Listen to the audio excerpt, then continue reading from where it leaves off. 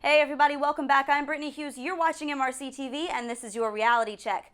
So a lot of us have been pretty ticked off lately, including myself. We're coming off of a very difficult election cycle. Protesters hate Trump, pro-Trump people hate the protesters, and now we're all supposed to sit around the dinner table carving turkey like everything's totally okay and we don't all feel like our country is going to hell in a handbasket.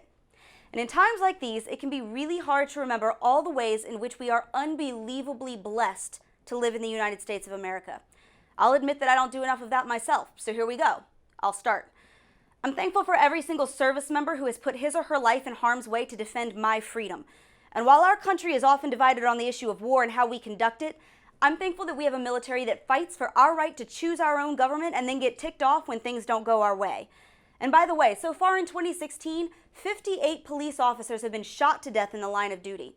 10 of those were killed in November alone. And yet every single morning, including on holidays, men and women across America wake up, put on the badge, kiss their families goodbye, and head out to keep our communities safe, even when our communities don't do the same for them. And I'm thankful for that.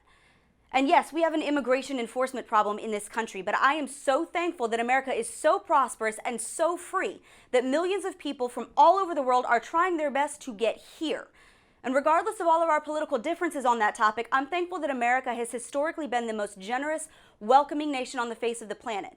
And that so often our differences don't arise because we're unwilling to help others, but because we disagree on how we can help them best. It's true, we send way too many taxpayer dollars overseas in foreign aid to countries that don't like us very much.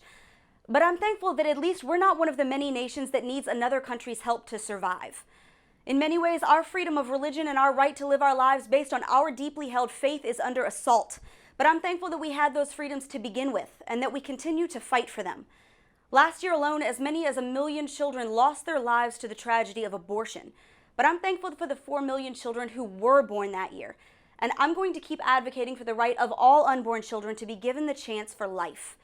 I'm grateful that we have a democratic republic, and yes, with an electoral college, where the voices of all individual voters can be heard, but where those who live in the tens of thousands of small towns across this great nation are counted as important and aren't simply drowned out in the noise of our cities. While Americans debate whether to raise the federal minimum wage to $15 an hour, people in Venezuela could spend an entire month's salary on one bag of rice, a box of pasta, and a carton of powdered milk. Many of them will stand in line for hours at a grocery store on the one day a week where the government allows them to shop. And still they may come out with nothing. But here in America, the cost of the average Thanksgiving dinner actually dropped 24 cents this year.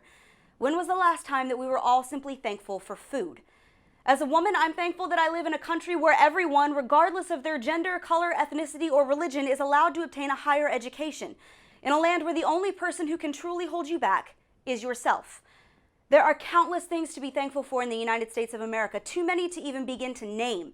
And if you don't believe me, I welcome you to head over to just about any other nation on the face of the earth and see if you can do better. We aren't perfect by any stretch. We are deeply flawed and fiercely passionate, a combination that can sometimes spark problems, especially here at home. But we are wealthier than we realize, blessed beyond our deserving, and we are free. And regardless of who you are, where you come from, or who you voted for, that's something that we should all be thankful for. And that's your reality check, America. Stay sane out there. And happy Thanksgiving. Tell us what you're thankful for in the comments below. And if you like this video, make sure that you check us out on YouTube or at mrctv.org. And as always, make sure that you like us on Facebook and follow us on Twitter.